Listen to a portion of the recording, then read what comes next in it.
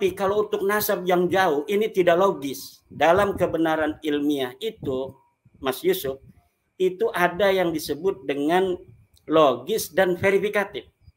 Sebuah proposisi tidak akan bisa disebut dengan kebenaran ilmiah apabila dia tidak logis dan tidak verifikatif. Masa iya seorang yang ada di abad ke-15 Hijriah hari ini dapat mengisbat Ubaid sebagai anaknya Ahmad bin Isa yang ada 1000 tahun yang lalu tanpa adanya data. Lalu berdasar apa dia mengisbat itu? Apa berdasar ilham, intuisi, mimpi, atau berdasar husnudzon? Rajai mengisbat atau mensahkan nasab Ba'alawi, ada sebuah alasan.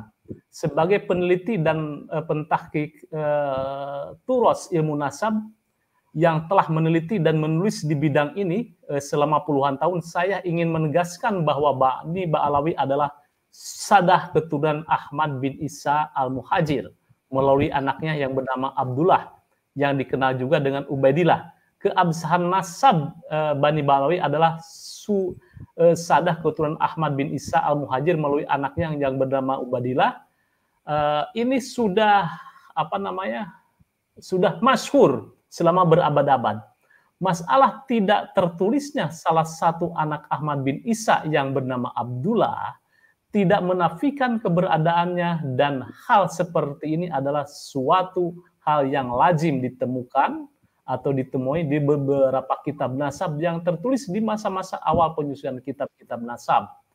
Terdapat sejumlah faktor yang menyebabkan tidak tertulisnya nama seseorang dalam kitab nasab. Di antaranya adalah situasi sosial politik saat itu atau tidak sampainya informasi nama itu kepada para penulis nasab di zaman tersebut. Karena jarak yang jauh atau daerah mereka berhijrah. Dalam kasus Abdullah, jelas terlihat bahwa hijrah ke wilayah yang berbeda dengan wilayah para penulis nasab awal yang umumnya berada di Irak maupun Iran, menyebabkan nama beliau tidak sampai ke para penulis nasab. Nah, ini sekitar tahun 2023 ya, beliau mengisbat nasab Ba'alawi. Nah, Kiai, teori tentang mengisbat nasab, kalau tidak salah Syekh Rajai juga mengatakan bahwa harus ada kitab sejaman. Ini Anda bagaimana ini mengkritisi inkonsistensi atau teori-teori yang disampaikan oleh Said Mahdi? Yang pertama, Syekh Mahdi Rajai walaupun memang seorang nasabah, seorang ahli nasab, tetapi tidak ada yang menjamin dia tidak akan terproksok dalam menerima berita yang salah. Tidak ada dalam ajaran Islam itu seorang ulama itu bebas dari kesalahan. Tidak ada. Itu yang pertama. Jadi kemungkinan dia menerima informasi yang salah itu sangat besar. Apalagi setelah kita verifikasi, kita tanya misalnya pada beliau, beliau mengatakan bahwa seorang tidak dicatat itu bukan berarti dia tidak ada. Seorang yang tidak dicatat sebagai anak seseorang bukan berarti dia bukan anak orang itu. Bisa, itu betul, masuk akal tuh. Tetapi anak lainnya ini ditulis. Kitab-kitab yang ada di abad ke-5 semua menulis. Anak-anak Ahmad itu. Di abad ke-6 menulis. Kalau misalnya anak lain tidak ditulis, ini masuk logika. Kalaulah Ubaid ini tidak ditulis. Tapi anak lainnya sudah ditulis. Anak lain ditulis, kalau dia tidak ditulis. Abad ke-6 anak lain ditulis, dia tidak ditulis. Abad ke-7 anak lain ditulis, dia tidak ditulis. Abad ke-8 anak lain ditulis, dia tidak ditulis. Abad ke-9 juga pakar nasab itu belum menulis nama dia. Nama Ba'alawi itu muncul dalam kitab nasab itu pada abad ke-10 Hijriah oleh Syekh Samarqandi dalam kitabnya Tuhfatul Talib tahun 996 setelah 650 tahun kematian Ahmad bin Isa. Ini tidak wajar. Seseorang yang dinyatakan anak seseorang tidak ditulis selama 650 tahun oleh ahli nasab, kemudian tiba-tiba muncul pada 651 tahun kemudian sebagai anak seseorang itu. Ini akan, kalau kita biarkan, kita biarkan ini pintu terbuka, maka masa depan ini akan semakin banyak orang-orang yang mengaku keturunan Nabi yang tidak mesti diverifikasi dalam kitab-kitab nasab masa lalu, cukup mendapatkan sebuah tanda tangan dari seorang nasabah. Nah, seorang nasabah tidak ada yang menjamin dia benar. Seorang nasabah tidak ada yang menjamin bahwa dia ini objektif. Bisa saja dia menerima informasi yang salah misalnya. Atau dia bisa saja ada subjektivitas. Nah, kalau kita membaca kitabnya Syekh Mahdi Rojai, sebuah tahqiqannya, saya lupa nama kitabnya, itu dia mentahqiq sebuah kitab yang menerangkan Ahmad bin Isa. Di situ menerangkan anaknya Ahmad bin Isa. Tidak disebutkan namanya Ubaid. Kemudian dia bikin sebuah footnote bahwa menurut guru saya Syekh Al-Mar'asi, Ahmad bin Isa juga mempunyai tambahan anak namanya Abdullah. Jadi dia menerima Ubaid ini atau Abdullah ini sebagai anak Ahmad bin Isa berdasarkan keterangan gurunya Syekh Al-Mar'asi. Saya kejar ini siapa Al-Mar'asi. Ternyata Al-Mar'asi ini adalah pemilik Maktabah Al-Mar'asi di mana Syekh Mahdi Rojai bekerja. Kemudian saya lihat itu sirah hidup daripada Syekh Al-Mar'asi, dia murid dari seorang Ba'lawi Yaman. Di sini ada subjektivitas yang kental ketika seorang Syekh Mahdi Rojai hari ini mengisbat nama Ubaid sebagai anak daripada Ahmad. Sementara untuk kejujuran dia dalam mentahqiq ini telah terbukti. Karena dia juga mentahqiq kitab namanya As-Syajarah Al-Mubarakah yang menyebut anak Ahmad bin Isa tidak ada nama Ubaid, itu dia biarkan tidak ada nama Ubaid. Namanya kitab As-Syajarah Al-Mubarakah. Anaknya cuma 3 di abad ke-6. Itu ditahqiqnya oleh Syekh Mahdi Rojai. Nah, jadi dalam mentahqiq dia ini adalah siqah, tetapi di dalam hubungan-hubungan sosial subjektivitas rupanya beliau kasihan juga sama Balawi yang udah 500 tahun ini ngaku turunan Nabi, masa mau dibatalkan ini sama orang Indonesia. Harusnya orang Iran dong yang membatalkan, hebat orang Iran, banyak kitab nasab dicetak oleh orang Iran, ini orang Indonesia yang mau batalin. Mungkin dia ingin mencari kesempatan yang membatalkan itu dia gitu, mereka orang-orang Iran, jangan orang Indonesia ini katanya.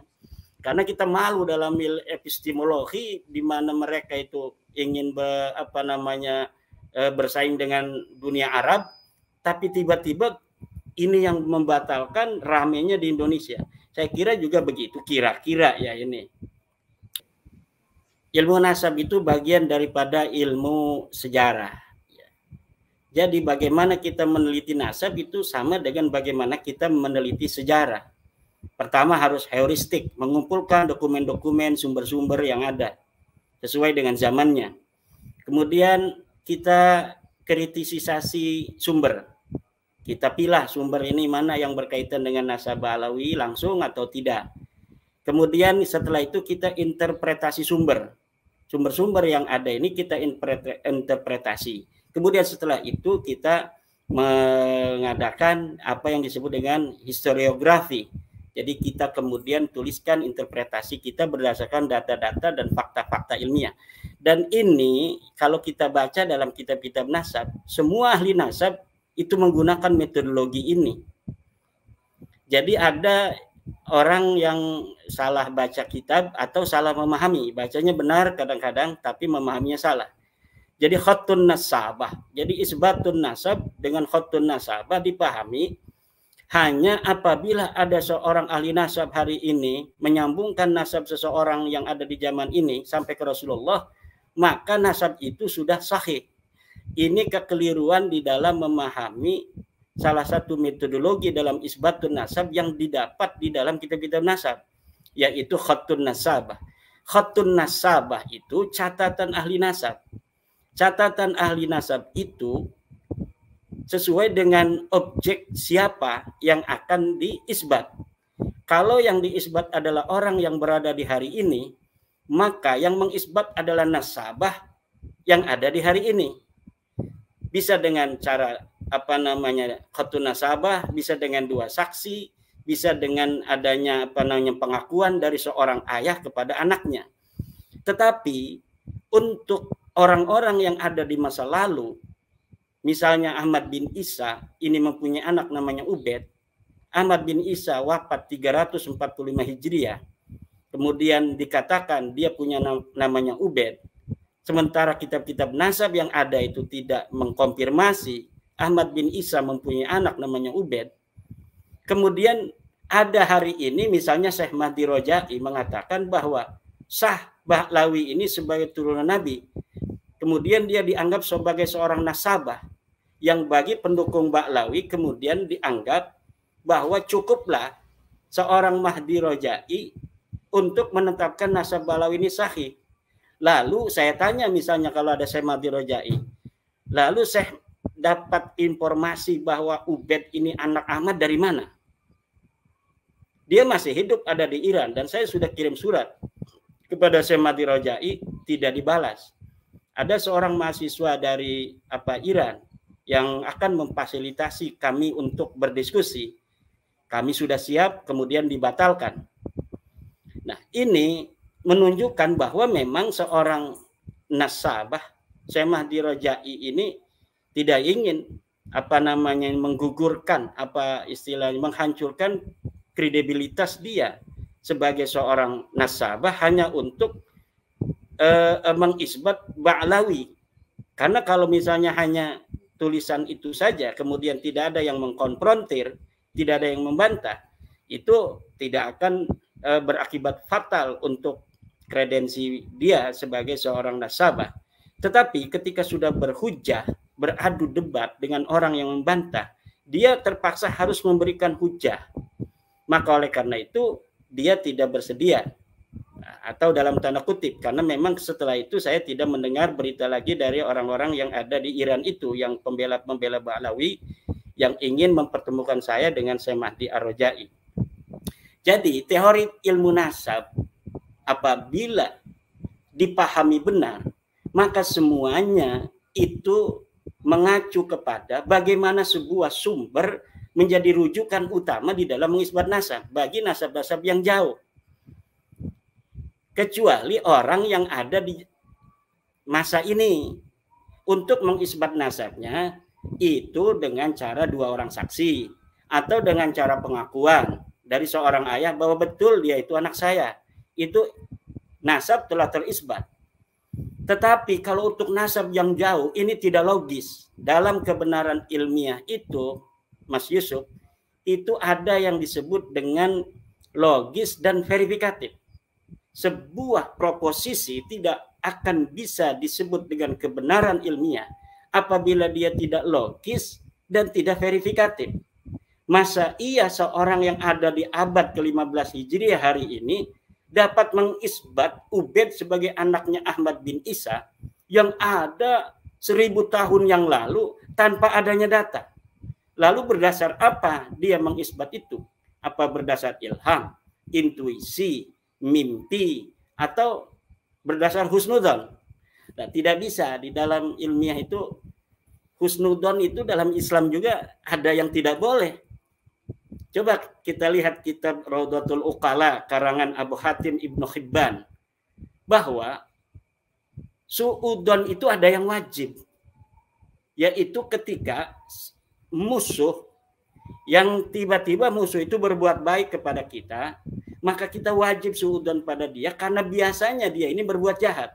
Maka kita tetap berhati-hati. Bahkan ada hadis yang menyatakan ikhtarisu minan nasi bisu'idzon.